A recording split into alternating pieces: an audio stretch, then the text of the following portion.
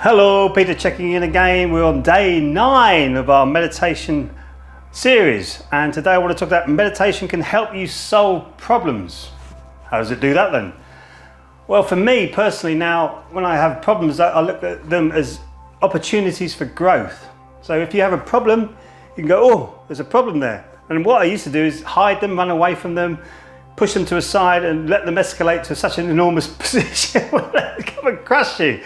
And that's not a good way to do. Now I see a problem as, okay, how am I going to get over this? How am I going to get around this? And it's an enormous opportunity for your growth, your personal growth, the way that you can expand your horizons through problems.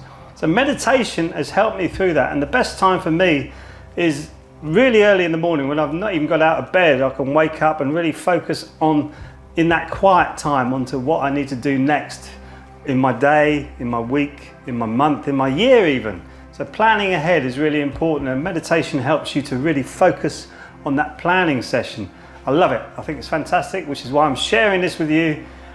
If you haven't tried it already, there's a 5 meditation and mindfulness techniques webinar, which takes about half an hour. You can try the 5 different techniques that I teach in that webinar, and it's absolutely free. You can also join and subscribe to the YouTube channel. You'll get Qigong classes if you want to try and do moving meditation. It's fantastic for that, help you to get more in tune with your body. And click the subscribe and bell button so you'll get more updates like these series that I'm going to be putting out this year, 2021. So I'll see you in the next video. Have a great day.